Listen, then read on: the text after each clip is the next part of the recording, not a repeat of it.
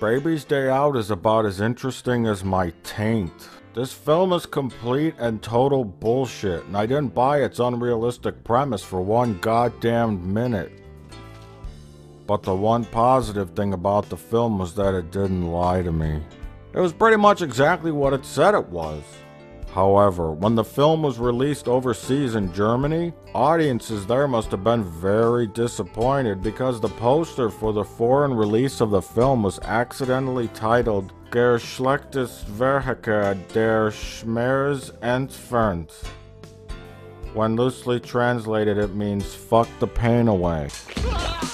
Number 1, written by John Hughes. So Baby's Day Out was written by a guy named John Hughes. You might have heard of him because he just died. But he made some of the best movies of the 80s on the subject of teens growing up and struggling with becoming adults. Movies like 16 Candles, Ferris Bueller's Day Off, and The Breakfast Club. Mr. Hughes also wrote a lot of pretty good comedy films as well. Films like National Lampoon's Vacation, Weird Science, Uncle Buck, The Great Outdoors, Planes, Trains, and Automobiles, and Kevin Bacon. But then in the 90s, John Hughes started writing total shit like the Beethoven movies, Dennis the Menace, Flubber, and Made in Manhattan? What the fuck? So it won't surprise you that he wrote this piece of shit script for Baby's Day Out, a movie about a baby that crawls around the city and almost gets hit by cars. He must have whipped up this shit script in an afternoon for some money to buy a new boat. Can't say I blame the man, cause new boats ain't gonna buy themselves. But he made us all suffer as a consequence. Baby's Day Out actually spawned a congressional hearing in 1994 on whether the federal government should ban the production of Hollywood films altogether. No, really, I'm not shitting you, this actually happened. So anyway, let's break it all down. Number 2, nothing was funny. This movie attempted to do two things: make you laugh and warm your heart. It did neither. It only warmed my pants. With urine in my pants. In fact, this movie is so fucking bad that it makes Furry Vengeance look like Jersey Girl. Or was it Jersey Shore? So anyways, the creators of the movie were counting on two things to carry the film. 1, that audiences would find the baby cute. And number 2, that audiences would find people getting hit in the crotch hysterical.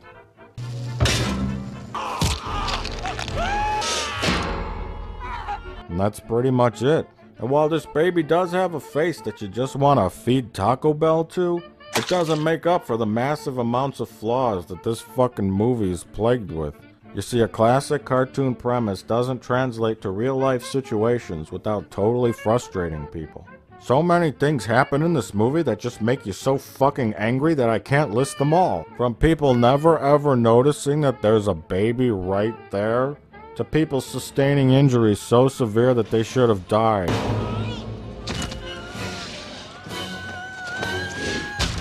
Cartoon violence works in cartoons only, but when it's in a movie with real people, then you're asked to suspend your disbelief, and your brain is all over the map when all the laws of physics are broken. I mean, you can only take it so far. When an audience gets really frustrated that there's no logic in a movie, they'll usually end up hating it. You see, Baby's Day Out was clearly modeled after the success of Home Alone. And when I say modeled, I mean ripped off! We got the same elements in play. A vulnerable, cute little kid fending off would-be robbers and criminals all on his own. This is it. Don't get scared now. And while it was a virtual certainty that Macaulay Culkin would grow up to be some kind of weird, drug-addled, creepy sex pervert, for the time being he was a cute little kid and everybody loved him. I think with Baby's Day Out they said, let's make him an even younger kid this time. And instead of a house, he's in the whole city. They fucked up so bad it's not even funny. Kinda like the guy that installed my toilet.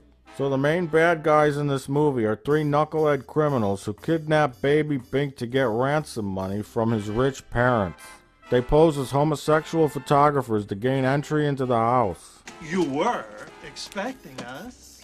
And then they convince the retarded mother to have a few moments alone with her baby. May I have some time alone with the child?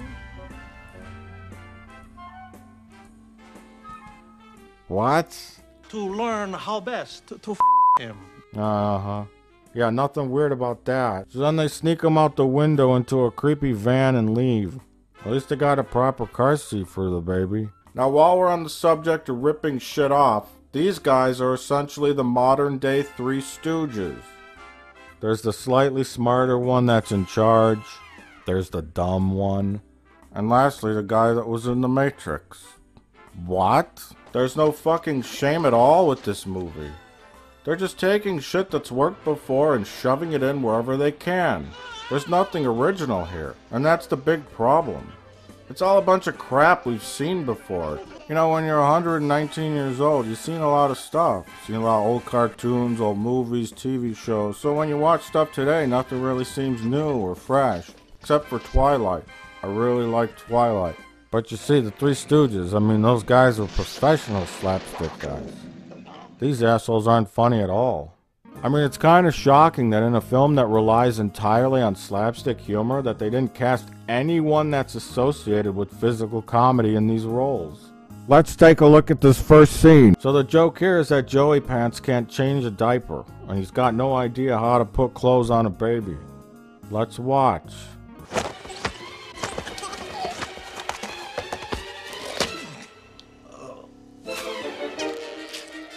Uh-huh. You get it? You get it yet? That's the joke.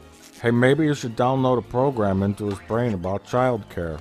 That was a Matrix joke, did you get it? But while the audience is praying to die, or for the scene to end, whatever comes first, the horrible reality starts to set in. The reality that this is going to be the whole film. We have to watch 90 minutes of this shit. So let's explain how we got here. Number 3, the setup. So I already mentioned how these guys stole the baby, right? But here's why. It's because the mother character wants to have a picture of her baby in the paper. A picture in the paper? Everyone we know has had their baby's picture in the paper. Apparently in this movie's universe, you get a picture in the paper of your stupid baby if you're important and rich enough. So the angle here is that these two assholes don't really appreciate their baby. It's established that the nanny has more of a bond with the baby than the mother does. And she's a cold, distant, heartless, self-absorbed, horrible woman who has nothing else to do all day but to not care about her baby. I guess that's a lesson all of us can relate to. If you live in a giant mansion and want a picture of your baby in the paper, And had a picture in the paper and you better care about your baby too, or else he'll get kidnapped, crawl across a busy street, and a truck will drive over him. But you see, this is just where the shit starts getting irritated. Baby Bink is kidnapped, and then they call in Fred Thompson to help. Then nothing happens the entire plot, except for one scene where their only lead comes from a prank call made by Mike Starr. I called because I care. No secrets revealed about the bad guys, no plot twist about the ransom, or what the husband does for a living, or whatever. It's literally scene after scene of Baby Bink going from one comic set piece to the next. He climbs on a roof, bad guys fall off the roof. He leaves the building in an elevator because a box propped open the door. But then the baby climbs on a bus, and then they follow the bus for some reason like a bunch of crazy people. I guess they wanted to make the scene exciting and have it be like a exciting chase scene or something. Hey idiots, a bus makes regular stops. Just follow it and then park behind it when it stops, or else you're gonna lose it. Oh, there it goes. And how did the driver not notice that there's a baby in the bus's stairwell? I mean, it's right next to him. Eventually they catch the bus, and then they see that Baby Bink is in some big fat bitch's purse. Now this scene leads me to the next section, which I'll call Number 4, Harsh Reality. This sickening movie should be fucking banned, because it essentially makes light of the terrible reality and increasing problem of home infant comedy injury, or hickey. Movies like Baby's Day Out paint an unrealistic portrayal that infants are toys to be played with, and they can be put in dangerous situations without any real consequence. Case in point, the censored and very graphic sidewalk scene. The following video may be disturbing to some people. So when the fat woman gets chased by the kidnappers, it's because Baby Bink is inside her bag and they saw him inside her bag. She places the bag on the ground and it tips over. This causes Baby Bink to tumble out, slamming his delicate head on the concrete. Now before you get upset, this was just a dummy. Hollywood often uses prop kids in scenes if they're like too heavy for the actor to hold them all day, or if they're like put in some kind of dangerous situation. But this very simple act of placing down a bag with a baby in it would have caused serious injury to a real baby. The filmmakers ultimately censored the shot from the final film, but that doesn't erase the reality that babies are fragile, and this kind of disgusting, misleading, irresponsible film should never have been made. Now let's talk about my favorite scene in the whole film, when Baby Bink is trapped in a gorilla cage and is almost eaten alive. Number 4. The gorilla scene. So somehow Baby Bink ends up inside a gorilla cage, and for 30 minutes we have to watch these assholes try and get the baby out in long, boring, and unfunny ways. So speaking of injuries, let's talk about this and go through why it was horribly inaccurate and misleading.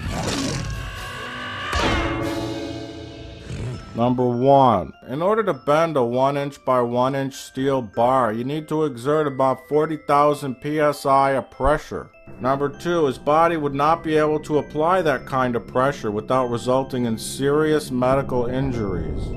Number 3. The gorilla could not throw him the way he did, without proper leverage, and certainly couldn't throw him at the speed needed to bend the bars. Now, assuming that the gorilla could actually throw him fast enough to bend those bars, this is what would have happened to Joe Montaigne. Number 1. His spine would have shattered on impact, along with his hip and pelvic bones. Number 2. His torso would bend inwards, snapping his clavicle bones and shattering his entire rib cage. I'm a banana.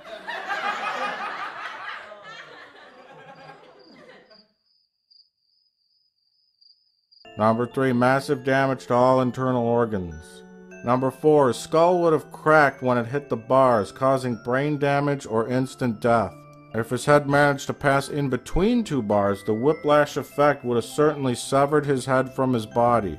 But I doubt that would have happened in a children's film. This would cause the head to land somewhere in the chimpanzee cage, roll around on the ground for a few seconds before coming to a stop. The chimpanzees would then look for the head, find it, and then begin ripping it apart, eating the flesh off the skull. Number 5. The plot. Oh yeah, let's talk about the plot, although this will be a short topic. So throughout the whole film, while the baby and the kidnappers run around, we keep cutting back to the mom, who just sits in her house practicing for her next acting gig, which is a Zoloft ad. Maybe go out and look for your fucking baby. Now, it would be pointless and dangerous for you to go out searching for your baby. Oh. Now, I've been through a number of these cases. Hey. I understand how you feel. Mrs. Cotwell, there are 5 million Fred people Thompson, in the city shut and your thousands trap. of places where your boy could be. Shut up! Let her go look for her baby. She probably found it by now. You haven't gotten shit done, you fucker. Don't look at me like that. Answer me. You fuck. You see, the criminals just happened to find the baby many times just by accident. However, the mother staying home all the time does set up for what could have been the greatest lesbian sex scene ever to appear in a children's film. I haven't forgotten your feelings. I mean, you know, the mom's a little tense. My feelings don't matter. Yes, they do. They do very much. The nanny's a little tense. She wants some love in a female way. That you know. The love my baby's gotten has been as much yours as mine. I'm sorry, but can't I get anything out of this movie? Really? Nothing's funny. There's no real action, no sex, no violence, and then there's a shitty, sappy, stupid ending that don't make no sense. I mean, both these women have done their fair share of dirty roles. Why can't they make room for that here too? Wait, why am I watching this movie? Fuck Baby's Day Out. Fuck it! Anyways, so basically all these events are strung along by the only plot in the film, that this baby is following the visuals in his storybook, which lead him from one location to the next. This dumb premise allows the nanny, who might actually be the real mother of the baby, if you know what I'm saying, to figure out that Baby Bink was gonna somehow find his way to a retirement home for old World War II soldiers. All on his own. Nanny and Baby Boo stopped at the old soldiers' home to visit Mr. Tinsel. That's where he is. No, I ain't shitting you. That's the actual conclusion of the film, because it was in the storybook, so the baby knows how to find the retirement home. I don't even know what's... So anyways, let's go back a bit. The criminals actually physically catch the baby at one point, And what follows just might be the worst scene in motion picture history. So the baby crawls through a pipe and doesn't get stuck, unlike baby Jessica. Babies don't go nowhere near pipes. So they grab the baby and then they walk back to their van and they see that some cops are there. So instead of one of them running off with the baby while the other two talk to the police and agree to move their van, all three sit down on a park bench and wait for the cops to come to them so that they could have a gut-busting, hilarious scene. Joe Mantegna hides the baby under his coat. Now to the cops, I guess this doesn't look suspicious at all, even though it looks highly suspicious. Then, in a visual more creepy than anything you might see in The Shining, the baby's little hand reaches down and starts grabbing at his cock. He actually squeezes his dick over and over again with the creepy little baby hand. To admire the beautiful... Mantegna makes weird, painful faces. And still the cops don't ask, "Hey, what's under your coat?" Then the baby takes out a lighter, and then he manages to get it lit for some reason, and then starts to burn his crotch. Look, no matter how much you don't want to get caught, and no matter how much you want that ransom money, if someone starts putting a lighter on my fucking crotch, I'm gonna get up screaming! This scene goes on for a painfully long period of time. In fact, let's examine just how long this hilarious scene goes on for. Let me get out my fucking stopwatch. Begin. I'm gonna shut off my microphone for a little while I time this scene. Oh good, I can take a break now from making this review for all these stupid assholes on the internet. You get some shit done. Alright. I gotta make a phone call. Sky Mall Direct, this is Brian. How can I help you? Hello. I'd like to order some new hair plugs. Okay, sir. What's your name? My name's Harry S. Plinkett. Customer number 497-482-0385. How many hair plugs did you need? And was there a problem with the last batch that we sent you? No, they got ripped out by a hooker. Okay. Let me just pull this order up here for you. We can get you all set. So we'll get that order in right away for you. Is there anything else I can help you with today? Yeah. I wanted to check on a separate order I placed about a week ago now. Okay, sir. What was that order for? It was for about 16 merkins. Item number 568, salt and pepper, extra absorbent. Okay. I am showing those as shipped and received. Are you sure you didn't get those, sir? I'll have to look around. Sometimes my cat opens my mail, but I don't know what my cat would want with the box full of merkins. Well, maybe your cat mistook them for cat toys. I guess that's possible. Anything's possible with Bush in the White House. Okay, let's confirm. We have 24 new hair plugs, 16 salt and pepper merkins, a box of industrial strength anal lube, 11 rolls of duct tape, 40 boxes of hefty trash bags, black, 1 C46 Black & Decker tabletop saw blade replacement, 1 case of Raid Fast Kill Low Irritant, and a DVD titled Little People Having Big Fun. Will that complete your order, sir? Yeah. You guys got my credit card number on file? It's my brother-in-law's credit card. It says Rick Berman on it. He said I could use it. You gotta trust me. Okay, your total comes to $2,568. Charge that card. When will I get my merkins in the mail? Ooh, a scene from Baby's Day Out's almost over. Listen, just tell me how long it's gonna take to get my order. About 5 to 7 business days. Okay, sir. good. Good, I gotta go now. I gotta go. Well, thank you, sir, for using Sky Mall Direct. My name was Brian. Did you have any further... Oh, good. Brian's gone. I gotta turn my microphone back on. Okay, I'm back on. Oh my god! 6 minutes? Did this scene really need to be 6 minutes? Number 6. A climax. So the climax of the movie takes place, but where else? A dangerous construction zone. Connecting this scene from the scene in the park is 2 shots where the one dude runs out of the park and then quickly finds the baby somehow. Now, it would be pointless and dangerous for you to go out searching for your baby. Alright, so back to the construction scene. Again, this throws all logic out of the window when we see things happen to people that should have killed them. I mean, was this movie made just to piss me off? Seriously, it's making me really fucking angry. How does a guy not die when falling 20 stories into a trash bin? So it's like the baby gets on like one of the I-beams and then they start lifting him up in the air and he just sits on it. and he doesn't like move or fall off it or anything like that. Carl Sandburg once said, "Life is like an onion. Peel it off one layer at a time. Sometimes you weep." He's crawling around, and then Carl Sandburg's a fucking retard. The guy gets hit in the head with the hammer, and then the baby like slides down the I-beam. He doesn't fall off the edge. He just slides perfectly down the I-beam and lands on top of an elevator. Like this guy, oh jeez, God. And why did they dress the baby up like Chucky? The Milwaukee mob. Like the Milwaukee mob?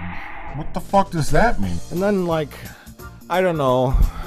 If you go back earlier in the film, like all this shit happens throughout this whole movie. Well, Barkins. Like, how is he fitting through the bars? He's like all the way into the cage, and they've established that the bars are just like, but somehow his entire body is through the bars, and then they cut to the next shot, and it's just his arm. So then, like in the department store, he goes in and out of the department store through the revolving doors, and then on his way out, he's like sitting in the revolving doors, and of course everyone knows revolving doors always spin counterclockwise. So watch, he's like sitting down facing the one direction, and then in the very next shot, he's facing the other way, so that the door will push him. But he wasn't sitting that way in the shot right before it. My cat stole my merkin. He didn't have the time to turn around. And then, speaking of that, when he goes outside, I mean, the news reporter's doing a story on a missing baby, and the baby's right there, and she drops her microphone, and she bends down to pick it up, but they make like a point to show that she doesn't look down to pick up her microphone. But obviously the camera guy panned down, and he saw the baby, and then they show the mother, and she's in her house, and she just happens to miss the shot where the baby's on the TV. But that doesn't exclude the 100,000 people that are watching the newscast. Then they're on like the 60th floor of this construction building, and for some reason there's some kind of heavy machine all the way up there, but it's mixing something that looks like banana pudding? What is that? Is that like glue, or anybody want to help me milk my cock?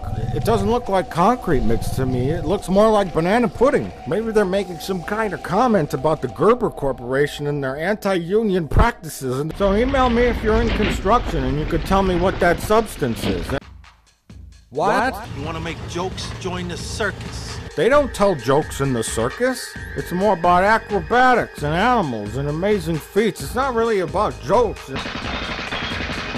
Now, if the gorilla were to actually hit the broom with the amount of force needed to propel a man upwards into the air that high, clearly the broom would have snapped in half rather than what happened in the movie. Clearly doesn't make any sense. Fuck the pain away. Fuck the pain away. Fuck the pain away.